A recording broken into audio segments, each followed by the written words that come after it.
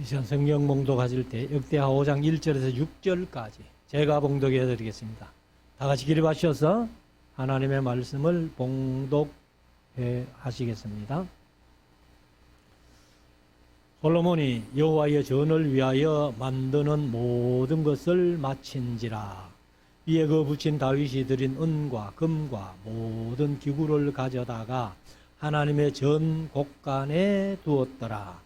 이에 솔로몬이 여호와의 언약궤를 다윗성 곧 시온에서 메어 올리고자 하여 이스라엘 장로들과 모든 지파의 두목 곧 이스라엘 자손의 족장들을 다 예루살렘으로 소집하니 7월 절기에 이스라엘 모든 사람이 다 왕에게로 모이고 이스라엘 장로들이 다 이름에 레위 사람이 궤를 매니라.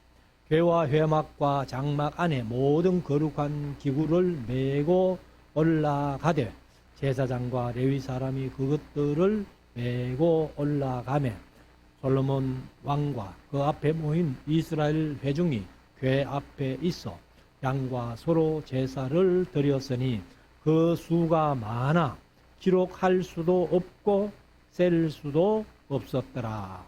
아멘. 작석하시고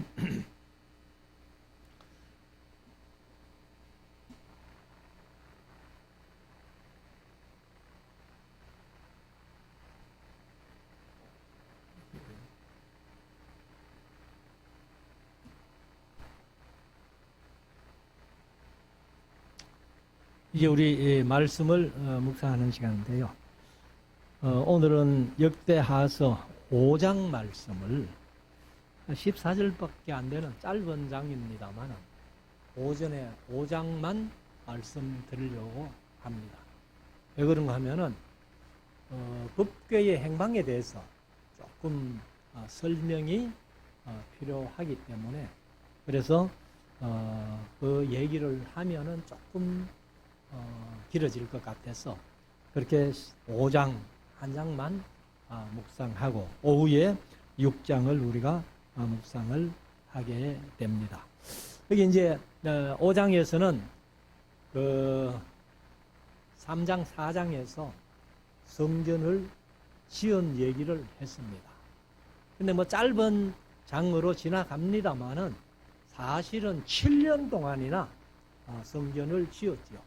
그리고 이제 솔로몬이 또 왕궁 짓는데 13년을 소비하고 그래서 한 20년 동안 건축한 사실을 우리가 보는데 그러면은 이 전을 다 만든 다음에 이제 법궤를 비롯한 성막의 기구들을 이제 메어 올리는 그런 장면을 여기에서 소개를 하고 있습니다. 그래서 이제 1절부터 한번 보십니다. 솔로몬이 여호와의 전을 위하여 만드는 모든 것을 마친지라. 몇 년 동안? 7년에 걸쳐서 이 성전 짓기를 마쳤습니다. 이에 그 부친 다윗이 드린 은과 금과 모든 기구를 가져다가 하나님의 전 곳간에 두었더라. 그러니까 다윗이 성전 짓기 위해서 미리 다 준비해 놨잖아요. 근데 이제 아마 성전을 지으면서 상당히 많이 소비도 했겠지만은 또 남은 부분들을 그 곳간에다가 메어 올려서 그렇게 두었다는 거죠. 2절. 이에 솔로몬이 여호와의 언약궤를 법궤지요. 언약궤를 다른 말로 법궤인데 다윗성 곧 시온에서부터 시온에서 개역 개정은 붙어 있습니다. 그래서 시온에서 메어 올리고자 하여 이스라엘 장로들과 모든 지파의 두목 곧 이스라엘 자손의 족장들을 다 예루살렘으로 소집했다. 이렇게 기록을 합니다. 그래서 이 이제 법궤가 시온성에서 예루살렘으로 이렇게 메어 올리고자 했다 하는데 여기 이제 잠깐 구글어서를 한번 제가 보여드릴게요. 같은 예루살렘입니다, 사실은. 근데, 패스가 보이는가 모르겠는데. 여기가 이제 성전이 있는 그 성전산이에요. 아브라함이 이삭을 드렸던 모리아산, 다윗이 아라우나 혹은 오르난의 타작마당에서 번제를 드렸던 그 장소인데 이 전체가 다 예루살렘이에요. 그런데 다윗이 이제 그 여부수 사람을 쫓아내고 그 다윗성이라고 이름을 붙였잖아요. 그 다윗성이 요 부분입니다. 요 부분. 요 부분인데 여기에 이제 마가의 다락방이 있고 그 옆에 여기가 이제 시온산이에요. 시온. 그래서 시온산 하면 사실 이제 예루살렘 전체를 시온이라고 얘기를 하는데 제가 전에 한번 그런 말씀 드렸습니다만 이 예루살렘 내에 산이 세 개가 있다. 그렇게 말씀드렸죠. 그래서 이제 그 중에 하나가 시온산, 그 다음에 뭐 감람산, 하나는 제가 잊어버렸는데 아무튼 세 개가 이제 그렇게 있는데 여기에서 이 시온에서 이 성전을 지은 이곳까지 이제 메어 올리는데 이것을 이제 구글 어스로 제가 거리를 한번 재 보니까 8점이 아니고 0.87km, 그러니까 870m 정도 되는 그런 거리예요. 여기도 이제 뭐 그런데 이제 직선 거리가 그러니까 여기 이제 레위인들이 법궤를 메고 이렇게 이제 여기 쭉 길을 따라 올라갔겠죠. 이것이 이제 시온 산에서 법궤를 메어 올린 그런 사실을 이제 얘기를 하고 있습니다. 자, 그리고 이제 3절부터 다시 보면은 7월 절기에 7월 절기 하면은 7월 달이 절기가 몰려 있잖아요. 7월 1일 나팔절, 7월 10일 대속제일, 7월 15일 초막절, 다른 말로 장막절, 또 다른 말로 수장절. 그렇게 이제 몰려 있는데 사실은 이 7월 절기를 지키러 초막절을 지키러 올라가야 되는데 근데 15일 날이 초막절인데 7월 1일 나팔절부터 올라가서 이제 대속절을 지키고 또 초막절을 지키는 그래서 7월 절기는 이제 몰려 있는데 이스라엘 모든 사람이 다윗 왕에게로 모이고 이거는 뭐 이제 7월 절기를 지키기 위해서 자동으로 모이는 거죠. 4절 이스라엘 장로들이 다 이름에 레위 사람이 궤를 내니라. 법궤를 멜 수 있는 사람은 사실은 레위 사람 중에서도 고핫 자손들 중에서도 아론의 후손들 제사장들이 매는 거예요. 다른 이제 이 기구들은 레위 지파 중에서도 고핫 자손들이 매지요.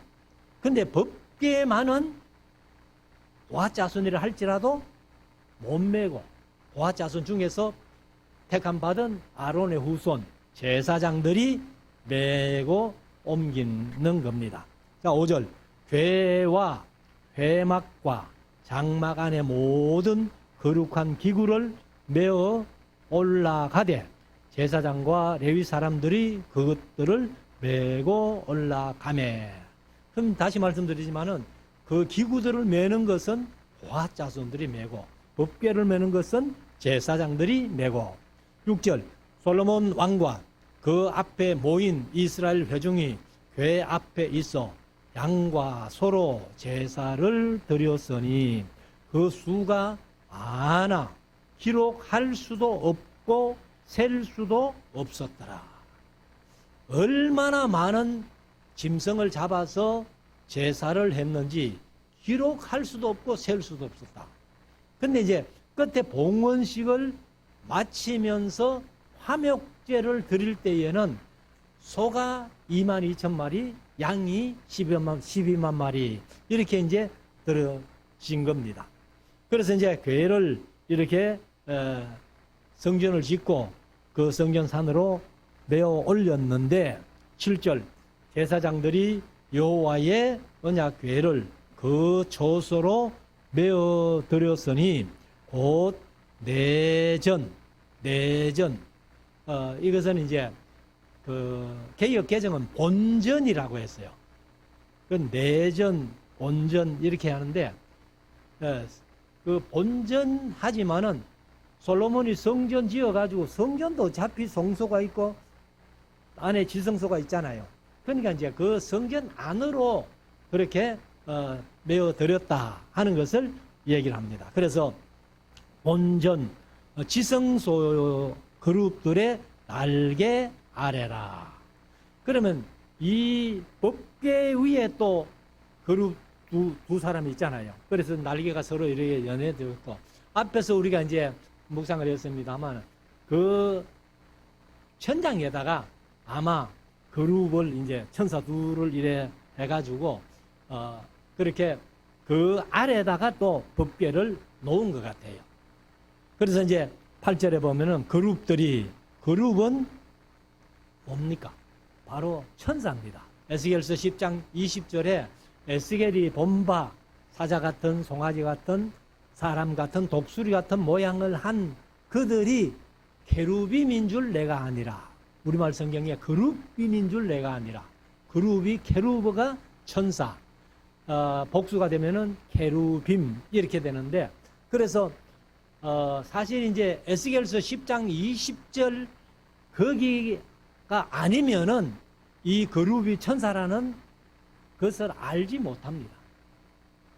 그래서 누가 한번 저한테 얘기를 하는데, 신천지 사람들에게 그룹이 뭐냐라고 물어보라는 거예요. 그리고 왜 그러냐고 했더니만 신천지가 그룹을 모른답니다. 그게 뭐 현대그룹인지 삼성그룹인지 그래서 그룹을 모른대요. 이제 에스겔서 10장 20절에만 그 표현을 하고 있기 때문에 우리는 알지만은 근데 성경 공부를 이렇게 안 한 분들은 또 몰라요. 자, 그래서 8절 그룹들이 궤 처소 위에서 날개를 펴서 궤와 그 채는 이제 법궤를 고리 4개를 만들어 가지고 두 고리에다 꿰는 짝대기를 얘기를 합니다. 짝대기를 이제 채라 그러는데 뭐 우리 경상말로 짝대기 하면은 제일 쉽죠. 뭐 표준말로 하면 막대기가 되겠죠. 거기에다가 이제 금으로 도금을 해가지고 그렇게 이 법궤를 이 고리에다 꿰가지고 들든지 매든지 해야 되는데, 법궤를 몸통에 앉으면은 어떻게 돼요? 바로 우사가 그 법궤가 흔들린다고 해가지고 떨어질 것 같으니까 법궤를 붙들었는데 하나님께서 그냥 죽여버리십니다. 그래 죽이는 근거가 성경에 어디 있어요? 민수기 4장 15절에 고아자손들이 이 성물을 맬 때에 몸통을 만지지 말라는 거예요. 죄를 깨가지고 이렇게 들든지 매든지 해야 되지, 그 기구를 만지면은 우리가 보는 개역 성경에는 죽을까 하노라 이렇게 돼가 있고, 개역 개정은 죽으리라 이렇게 돼가 있습니다. 그래서 제가 계속 말씀드려 왔습니다만은 우사가 자기는 잘한다고 했지만은 아무리 잘한다고 해도 자기 마음대로 잘해가지고는 안 된다는 거예요. 반드시 말씀에 따라서 잘해야지. 그냥 잘한다고 해서 말씀을 위반하면서 잘하는 것은 하나님 앞에 오히려 화를 당한다. 이렇게 볼 수 있죠. 그래서 그 채를 덮었는데 그 채가 길어서 궤에서 나오므로 그 끝이 내전, 아까 본전이라고 말씀드렸는데 앞에서 보이나 밖에서는 보이지 아니하며, 그러니까 이제 이 법궤를 옮기기 위해서 채를 낀 그 짝대기가 너무 기니까 그 다 안 보이도록 덮을 수가 없었다는 거예요. 그래서 이 성전 안에 들어가면은 그 채가 보이지만은 밖에서는 모였다. 이제 이렇게 설명을 합니다. 그 괴가 오늘까지 그곳에 있으며, 이게 이제 그냥 지나가면은 아무런 문제가 안 돼요. 그런데 이 역대기를 기록한 사람이 뭐 작자 미상입니다만은 우리가 이제 보통 공부하면서 누가 기록했다? 에스라가 기록했을 것이다. 이렇게 본다면은 에스라가 귀한 시대 사람 아니에요. 그런데 이 법궤가 성전 안에 오늘까지 하면은 에스라가 기록할 그 당시까지 법궤가 있었다 이렇게 되는데, 여러분들이 이제 성경을 이렇게 자세히 봐가지고는 아마 힘들 거고, 컴퓨터에 이제 성경이 들어있는 사람은 검색을 한번 해보시면요, 법궤 얘기가 솔로몬 이후에는 법궤 얘기가 없습니다. 그러면은 오늘까지 그 궤가 있었다 하는데 에스라가 기록했다면은 귀한 시대까지 있었다 그런 얘기인데, 성경을 참고해 보시기를 바랍니다. 여러분들이 솔로몬 이후에는요 법궤라는 말이 없어요. 자, 그래서 이 법궤라는 말이 없는데 어떻게 이제 오늘까지 있었다고 이렇게 기록을 했겠는가 하는 건데, 이런 것들이 이제 조금 우리가 의심할 수 있는, 그렇다고 말씀을 의심하라는 게 아니고 법궤가 있는지 없는지 한번 생각해 볼 수 있는 그런 건데, 사실은 이제 열왕기상 15장에 가면은 솔로몬이 죽고 났고, 그 다음에 이제 유다의 남북이 갈려가지고 북방 이스라엘은 여로보암이 초대왕이 되고 남방 유다는 르호보암이 초대왕이 됐어요. 근데 르호보암이 그 좀 악하게 하니까 하나님께서 애굽 왕 시삭이란 사람을 보내가지고 성전 안의 기구들, 왕실 안의 기구들 다 뺏어가게 만듭니다. 그런 얘기가 이제 열왕기상 15장에 나오는데, 사실은 이 시삭이 14장 25절부터 나옵니다. 그래서 시삭이 이제 이를 가져갔다 하는 것을 근거로 해서 만든 영화가 하나 있죠. 만든 영화가 그게 인디아나 존스라는 그런 영화인데, 거기에 보면은 이제 여러분들이 혹시 인디아나 존스가 시리즈로 나왔기 때문에 제가 몇 편은 봤어요. 몇 편은 봤는데, 아무튼 이 인디아나 존스의 이제 본래 영화 이름이 레이더스인가 그렇죠. 인디아나 존스 중에서도 레이더스 해가지고 이제 법과의 행방을 찾아가는 건데, 그 영화에는 이집트에서 찾는 걸로 되어 있습니다. 이집트에서 법궤를 찾는 걸로 되어 있고, 법궤를 찾아서 이제 이 법궤가 미군들에 의해 가지고 어디로 옮겨졌는데 그 뒤로 행방이 이제 없어진 걸로 뭐 이렇게도 구성해서 만들었는데, 다른 한 가지는 또 견해가 뭐냐 하면은, 이 스바 요왕이 열왕기상 10장에서 스바가 어디예요? 지금의 사우디아라비아의 남방의 예멘이란 땅인데, 이 스바 여왕이 솔로몬의 지혜를 듣기 위해 가지고 솔로몬을 찾아왔죠. 찾아와가지고 예물을 어마어마하게 솔로몬에게 줍니다. 주고, 그리고는 이제 어떤 글에 보니까, 인터넷을 찾아보니까 스바 여왕이 흥정을 했다는 거예요. 흥정. 그래 이제 무슨 흥정을 했는가 하면은, 내가 소원하는 것을 들어주면은 이제 솔로몬 왕도 내 소원을 들어달라.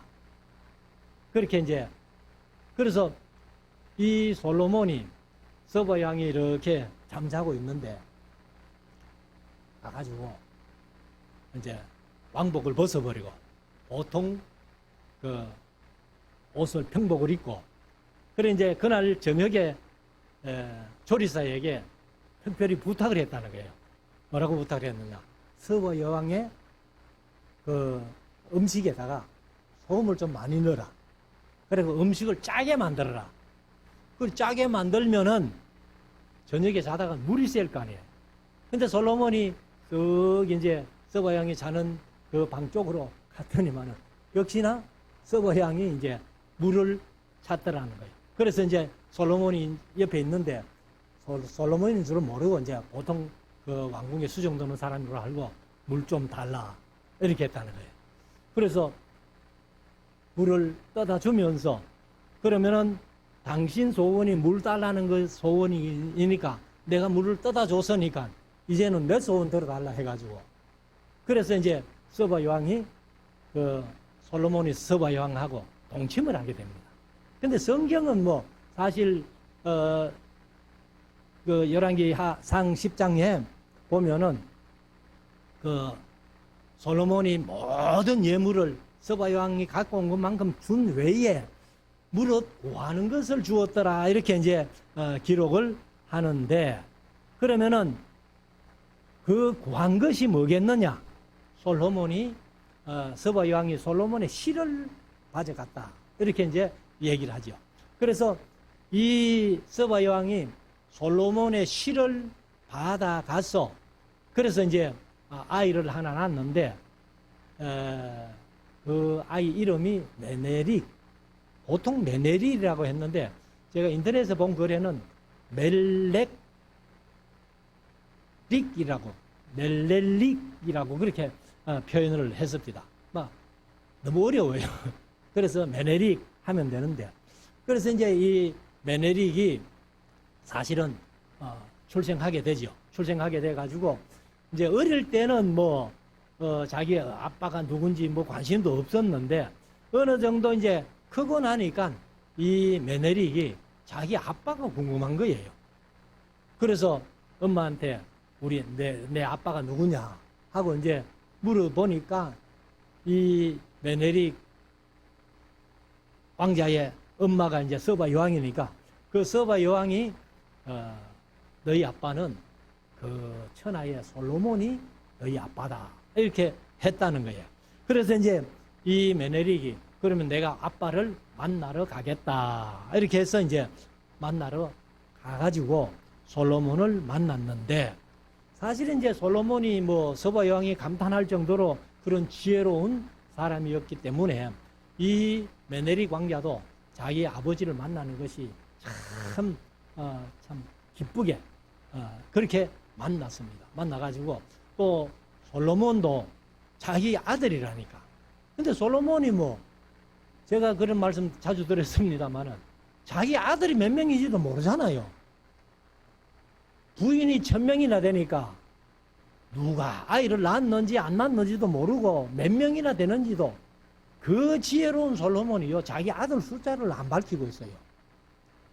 그런데 메네릭 왕자가 딱 가서 보는데 솔로몬이요 보니까 메네릭 왕자가 자기를 많이 닮았다는 거예요. 그래가지고 이제 이런저런 얘기를 하다가 메네릭이 아빠는 어떻게 그렇게 지혜로운 그런 사람이 됐노 이렇게 하니까 사실 뭐 내가 보통 사람하고 똑같이 태어났는데 그런데 내가 이제 우리 열왕기상 3장이나 그 역대하서 1장이나 보면은 기본 산당에 가서 제사했잖아요. 일천번제를 드리고 내가 하나님 앞에 일천번제를 드리고 하니까 하나님이 내게 못하여 줄꼬 이렇게 말씀하시길래 내가 지혜를 달라고 했더니만은 사실 지혜가 아니죠. 열왕기상에는 듣는 마음을 달라고 했고 역대하 1장에는 지혜와 지식을 달라 했다. 이렇게 이제 기록을 하는데 그래서 하나님이 내게 지혜를 주셔가지고 내가 이렇게 지혜로운 사람이 됐다 하고 이제 쭉 얘기를 하니까 그러면 나도 하나님을 잘 믿으면은 이렇게 지혜로운 자가 되겠느냐. 그러니까 이제 솔로몬이 그렇다는 거예요. 그러니까 하나님 한번 보여달라. 보여달라니까 하나님은 보여줄 수 없잖아요. 그래 하나님은 보여줄 수는 없고 사실 이제 하나님의 임재의 상징이 법궤다 이렇게 이제 얘기를 하고는 그래서 이 메네릭 왕자가 그러면은 법궤하고 똑같은 법궤를 하나 만들어 달라. 만들어 주면은 내가 그걸 가지고 가가지고 거기에서 이제 하나님을 잘 섬겨가지고 나도 아빠처럼 지혜로운 자가 되겠다. 이제 이런 식으로 얘기가 돼서 솔로몬이 법궤를 모형을 하나 만들어 준 거예요. 그런데 사실 이제 그때는 솔로몬이 우리가 11장상 11장에서 솔로몬이 타락한 얘기가 나오거든요. 그래 그때는 이미 타락을 했고 그리고 이제 성전에서 봉사하는 제사장들도 다 좀 타락해가지고 시원찮을 때니까 그러니까 이제 메네릭 왕자가 그 솔로몬이 만들어준 가짜 법궤를 진짜 법궤하고 바꿔갔다는 거예요. 바꾸어 가가지고 이제 갔는데 그때부터 이제 법궤가 사실 가짜라도 있어야 되는데 없다는 거죠. 그래서 이제 메네릭이 가가지고 자기 이제 서바에 가가지고 예멘에 가가지고는 어디로 가는가 하면은 이디오피아로 갑니다. 이디오피아로 가가지고 성경에는 구스지요. 구스로 가가지고 거기에서 사실은 이 메네릭이 어떤 인터넷에서 보니까 이디오피아의 초대 왕이 메네릭이다 이렇게 해놨더라고. 근데 제가 알기로는 다른 왕조가 있었는데 그 이디오피아의 메네릭 왕조가 또 있습니다. 그렇게 하는데 그래서 여기 이제 제가 사진을 하나 보여드릴게요. 이거 보면은 이디오피아 1대 왕은 솔로몬의 아들 메네릭이다. 이제 이 말이에요. 1대 왕이 메네릭이고 그 다음에 이제 여기에 보면은 에티오피아 수도 아디스 아바바에 위치한 성삼위일체 교회의 유리창 그림에 솔로몬 그 다음에 솔로몬과 시바 여왕 사이의 아들 멜렐렉이 그려져 있다. 이게 이제 메네릭이 이렇게 이제 표현했더라고요. 에티오피아 사람들은 지혜왕 솔로몬의 후예라고 생각한다. 아프리카 반, 히브리 반이 섞인 존재라고 이들은 믿는다. 이렇게 했고 여기는 이제 뭐냐 하면은 이 이디오피아의 악숨이라는 곳에 시온성 마리아 성당이 있다는 거예요. 여기에 법궤가 지금 보관되어 있다는 거예요. 그래서 이 성당을 지키는 사람들이 한 30명이 지나갔고 지금도 한 사람이 지키고 있다는 겁니다. 그래서 이제 한 30명이 뭐 죽을 수밖에 없으니까 죽고 다른 사람 죽고 또 다른 사람이 이렇게 계속 지킨 게 이제 한 30명 지나갔고 그리고 이제 지금도 한 사람 지키고 있는데 그 30명이 법궤를 지키면서 입었던 옷을 그 성당 안에다가 전부 전시를 해놨다는 거예요. 이런 걸 보면은 이디오피아에서는 상당히 아마 그 법궤가 자기 나라에 있다는 것을 그래서 지난번에 제가 한번 말씀드렸습니다만 히스토리 채널이라는 그 채널을 이렇게 한번 보니까 그 이디오피아에 어떤 호수가 있는데요. 호수 안에 섬이 하나 있는데 그 섬에다가 이 성당이 지어져 있다는 거죠. 그래서 그 성당 안에 법궤가 있다. 근데 뭐 얼마 전에 또 가짜 뉴스인지는 모르지만은 영국의 어떤 박사가 법궤가 지금 예레미야 동굴에 보관되어 있다. 뭐 이렇게도 이제 동영상을 만들어 가지고 한번 밝힌 적이 있습니다. 그래서 아무튼 이 메네릭 왕자 얘기가 이제 이렇게 나오고요. 그래서 지금도 학자들이 법궤의 행방은 모릅니다. 근데 이제 이디오피아 사람들은 자기들에게 있다 이렇게 하고, 영국의 어떤 학자는 뭐 예레미야 동굴에 있다. 예레미야의 동굴이 바로 갈보리 산 지하다. 뭐 이렇게도 얘기를 하고 하는데, 아무튼 우리가 이제 그 개가 오늘까지 그곳에 있으며 하는 말이, 이게 좀 우리가 한번 의심해 볼 수 있는 그런 말이다. 자, 10절. 궤 안에는 두 돌판 외에 아무것도 없으니. 근데 사실은 법궤 안에 3개가 들어갔잖아요. 두 돌판에다가 아론의 상난 지팡이, 만나 담은 항아리 3개가 들어갔는데, 뭐 2개는 어딜 가버렸는지 두 돌판 외에는 없다. 이렇게 이제 얘기를 하는 것이요. 이것은 이스라엘 자손이 애굽에서 나온 후 여호와께서 저희와 언약을 세우실 때에, 언약을 세운 게 언제예요? 첫 언약이 출애굽기 24장 3절부터 8절까지 세운 그 언약인데, 모세가 호렙에서 그 안에 넣은 것이더라. 11절. 이때에 제사장들이 그 반차대로 하지 아니하고, 그러면 이 제사장들의 반차는 다윗 시대에 나눴잖아요. 24반열로. 근데 이때는 반차를 무시해버리고 한꺼번에 제사장들이 다 스스로 정결케 하고 성소에 있다가 나오매 노래하는 레위 사람 아삽과 헤만과 여두둔과 그 아들들과 형제들이 다 세마포를 입고 단 동편에 서서 재금은 뭐 심벌제라고 제가 말씀을 드렸고, 비파와 수금을 잡고 또 나팔 부는 제사장 120인이 함께서 있다가, 사실 이제 다윗 시대에 이 성가대도 반열로 나누어 가지고 했는데, 이때는 막 다 함께 나팔 불고 찬양하는 그런 이제 반차대로 한 것이 아니라 전체, 처음이니까 막 전체가 다 이렇게 한 것 같아요. 13절. 나팔 부는 자와 노래하는 자가 일제히 소리를 발하여 여호와를 찬송하며 감사하는데, 나팔 불고 재금 치고 모든 악기를 울리며 소리를 높여 여호와를 찬송하여 가로되 선하시도다 그 자비하심이 영원히 있도다 하며, 그때에 여호와의 전에 구름이 가득한지라. 그래서 이제 이 구름이 가득하다는 말은 하나님의 영광이 그 성막에 가득하다, 이런 말씀을 하고 있습니다. 그래서 이 구름이 가득할 때에는 제사장들도 감히 성막에 들어가지 못하는 그런 이제 일이 있는데, 자, 마지막 14절. 제사장이 그 구름으로 인하여 능히 서서 섬기지 못하였으니.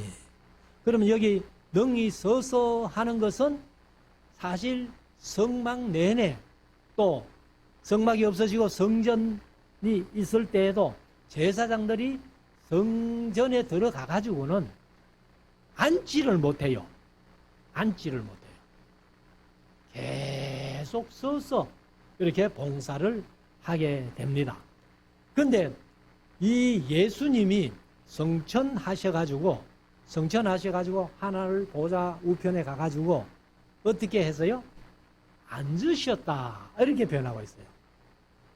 앉으셨다. 하나님 보좌 우편에 앉으셨다고 표현하는 이 말씀은 왜 꼭 앉으셨다고 표현하느냐?